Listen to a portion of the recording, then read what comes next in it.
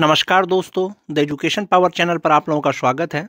दोस्तों, यदि आप अभी तक नियोजित शिक्षक हैं या सक्षमता परीक्षा आपने नहीं दिया था तो ये आपके लिए बहुत ही खुशखबरी का न्यूज़ है आज का। दोस्तों, जैसा कि आप सभी जानते हैं, कई जिला से पहले भी लेटर निकाला गया है कालबद्ध प्रोन्नति के द्वारा। जिनका सेवा 12 साल हो गया है या प्रशिक्षण का 12 साल हो गया है, उनको प्रोन्नति दिया जाएगा और मूल वेतन, दोस्तों जो अभी मूल वेतन है वो बढ़ जाएगा और वे स्नातक ग्रेड के शिक्षक हो जाएंगे।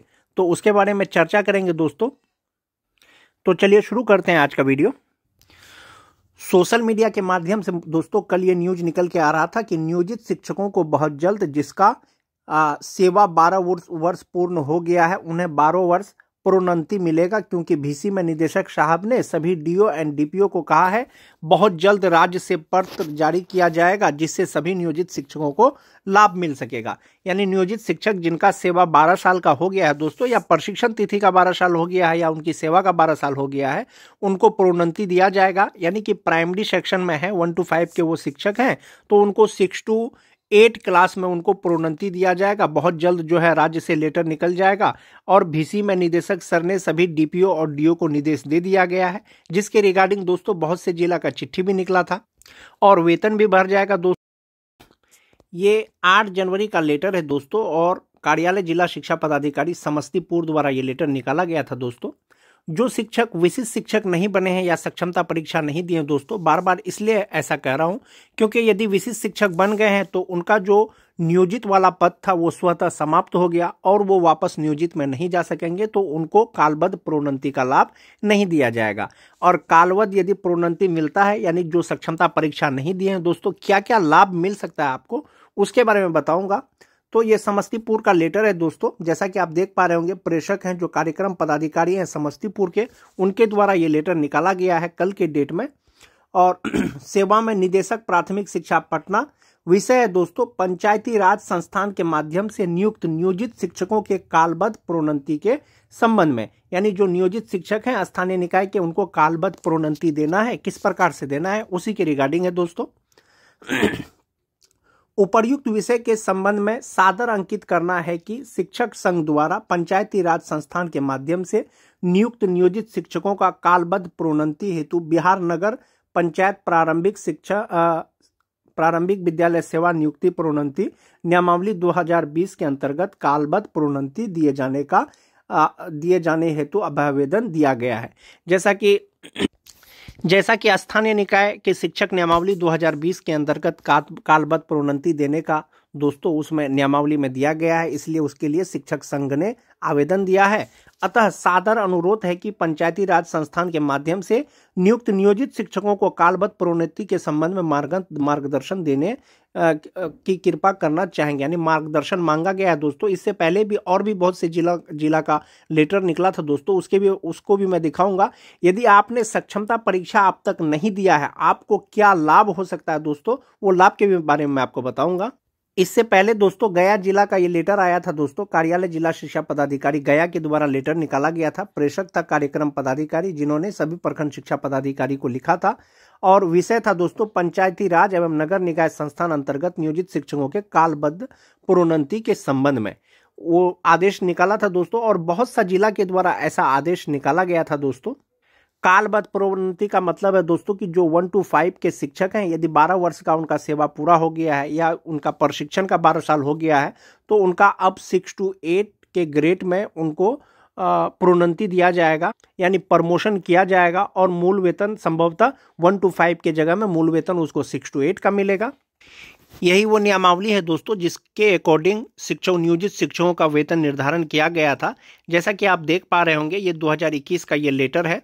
और जहां तक बात मूल वेतन का है दोस्तों, आप देख सकते हैं कि 30,420 जो 2003-2006 के नियोजित शिक्षक थे, उनका 30,420 रुपया मूल वेतन 2024 में था, और 2025 में जनवरी से उनका मूल वेतन 31,340 रुपया हो गया है। जब उनको प्रोन्नति दिया जाएगा दोस्तों 6 to 8 में, तो उनका मूल वेतन जस्ट इसके सामने का 33,120 रुपया हो जाएगा, स्नातक ग्रेड का हो जाएगा। यदि सक्षमता परीक्षा आपने नहीं दिया है तो आपका मूल वेतन संभवतः, अगर आपकी सेवा 12 साल की हो गई है या प्रशिक्षण तिथि का आपका 12 साल हो गया है, मूल वेतन आपका 31,340 से वो 33,120 रुपया हो जाएगा। उसी के आधार पर आपका वेतन बनेगा। दूसरा चीज दोस्तों, अगर आपने सक्षमता परीक्षा नहीं दिया है और आपको प्रमोशन अभी 6 to 8 क्लास में प्रोन्नति दे दिया जाता है, जब आप सक्षमता का फॉर्म भरेंगे आने वाले समय में सक्षमता 3 या 4 या 5, तो उस समय जो सक्षमता आप भरेंगे वो 6 to 8 का भरेंगे, 6 to 8 के भरेंगे। और आप स्नातक ग्रेड के शिक्षक अभी होंगे, और स्नातक ग्रेड के शिक्षक आप विशिष्ट शिक्षक के रूप में भी जब ज्वाइन करेंगे तो स्नातक शिक्षक के रूप में ज्वाइन करेंगे। और यदि विशिष्ट शिक्षक के रूप में 8 साल का सेवा आप पूरा कर लेते हैं दोस्तों, उसमें जब आपको प्रमोशन दिया जाएगा या प्रोन्नति दिया जाएगा तो 6 to 8 के जो वरीय विशिष्ट शिक्षक होंगे उस पर आपको प्रोन्नति दिया जा सकता है। उसके भी बारे में आगे चर्चा करेंगे दोस्तों। ये मूल वेतन है।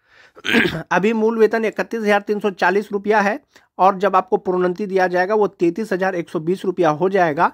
लाभ क्या क्या हो सकता है दोस्तों, यदि आपने सक्षमता परीक्षा नहीं दिया है, यदि आपने सक्षमता परीक्षा नहीं दिया है या विशिष्ट शिक्षक नहीं बने हैं और आप 2003 या 2006 के नियोजित शिक्षक हैं, तो आपका मूल वेतन जनवरी 2025 से 31,340 रुपया हो जाएगा। और डीए 53% के अनुसार 16,610 रुपया, एचआरए 1567, मेडिकल 1,000, और कुल सैलरी आपकी 50,517 रुपया, जिसमें से 1,800 रुपया आपका ईपीएफ अकाउंट में जमा होगा। कुल सैलरी जो इनहैंड सैलरी बनेगी वो आपकी 48,717 रुपया मिलेगा, यदि आप अभी तक नियोजित है, विशिष्ट शिक्षक नहीं बने हैं।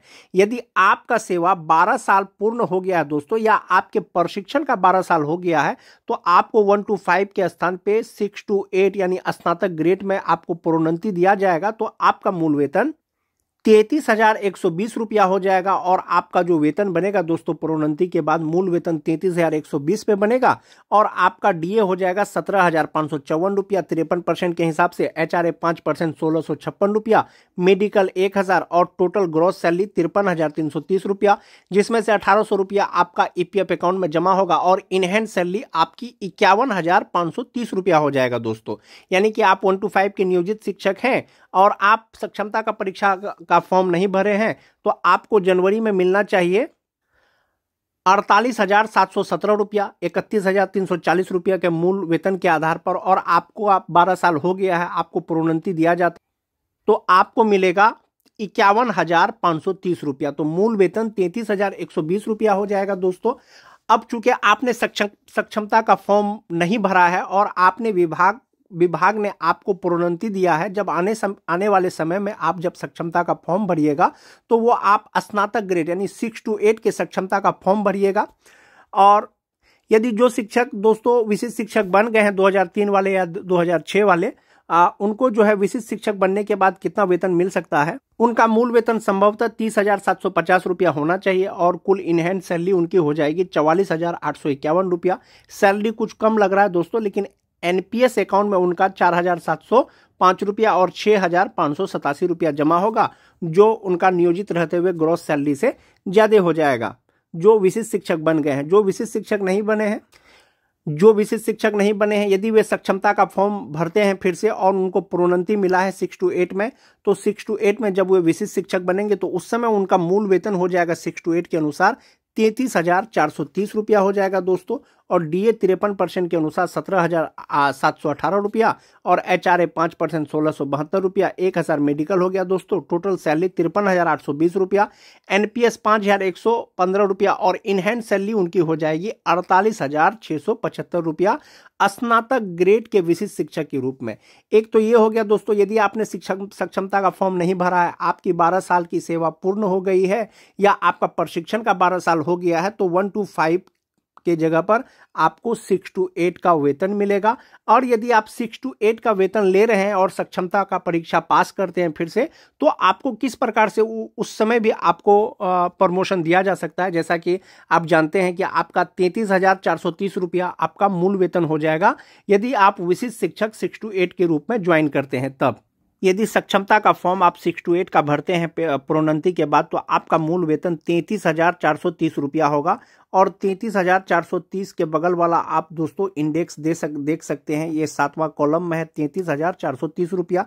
यदि आपका सेवा बचा हुआ है और विशिष्ट शिक्षक बनने के बाद भी आप सेवा बचा हुआ है 8 साल से ज़्यादा, तो 33,430 से आप शुरू करेंगे तो 8वां साल आप यहाँ पर पहुँचेंगे और 8 साल बाद जो आपका मूल वेतन होगा वो 41,120 रुपया होगा।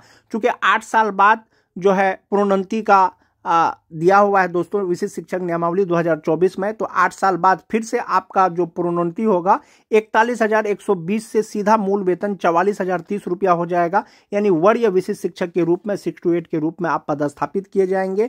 इस तरह से दोस्तों वैसे नियोजित शिक्षक जो सक्षमता परीक्षा अब तक नहीं दिए हैं और 12 साल का उनका सेवा हो गया है प्रशिक्षण का या सेवा का, उनके लिए बहुत महत्वपूर्ण सूचना है दोस्तों।